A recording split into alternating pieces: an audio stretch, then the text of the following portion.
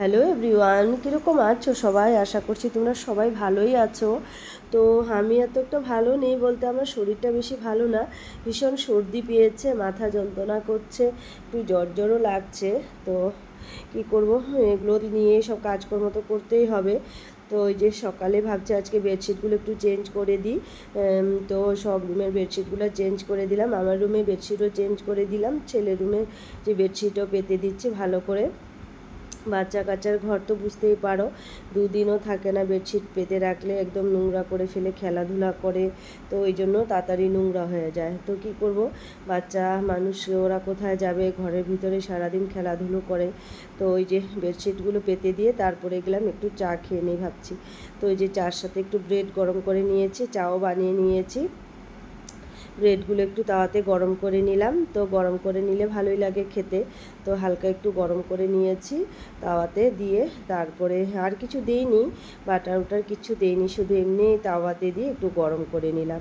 তো এই দিয়ে চা খেয়ে নিলাম সকালে, তারপরে স্নান টান করে চলে গেলাম রান্নাঘরে।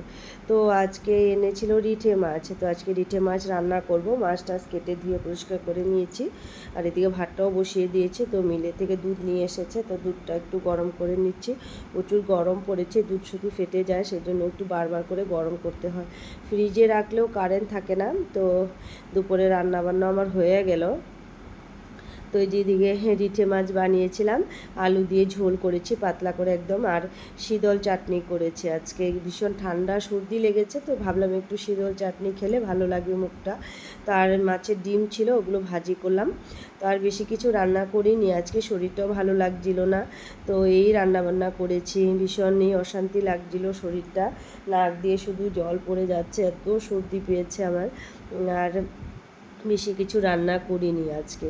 এটা দিয়ে দুপুরে সবাই খাওয়া দাওয়া করলো, তো আমিও বসে গেছি ভাত নিয়ে। এদিকে ছেলেকেও দিয়ে দিলাম। তো মা আজকে খায়নি, শাশুড়ি মার, কেননা একাদশী আজকে মার, তো মা খাবে না। তো আমরা এই যে বসে গেলাম ভাত নিয়ে। তো ছেলেকে দিয়েছি মেখে, ও খাচ্ছে আর টিভি দেখছে। তো আমিও এদিকে বসে গেলাম, শীতল চাটনি দিয়ে খাচ্ছি। ভীষণ ঝাল করে বানিয়েছিলাম শীতলটা, তো খেতেও ভালো লাগছিলো। মুখে কোনো টেস্টই ছিল না, সর্দির জন্য হয়তো একদম খেতে ইচ্ছে করছিল না। তো একটু শীতল চাটনি হয়তো ভালোই লাগছে খেতে। আর রিঠে মাছটা আমি খুব ভালোবাসি খেতে। তো এই যে রিঠে মাছ নিয়েছিলাম, তো রিঠে মাছের একটু তেল বেরিয়েছিল, ওই তেল দিয়ে একটু আলু কুচি করে আর পেঁয়াজ কুচি করে ভাজা করেছি। তো আজকে রান্নার ভিডিও করতে পারিনি, শরীরটাও ভালো লাগছিল না, তাই আর রান্নার ভিডিওটা আজকে তোমাদের সাথে শেয়ার করিনি বন্ধুরা। তো এই যে দুপুরের খাওয়া দাওয়া সবার হয়ে গেলে তারপরে তো আরও কাজকর্ম থাকে। ওই কাপড় চোপড় ধোয়া হয়েছে, ওগুলোকে ভাঁজ করতে হবে। তো অনেকগুলো কাপড়ও ধুয়েছি, মেশিনে ধুয়েছি, ওগুলো মেলে দিয়েছি, এগুলো আনতে হবে, আবার ভাঁজ করে রেখে দিতে হবে। তো সবাইকে বন্ধুরা টাটা বাই বাই, সবাই ভালো থেকো।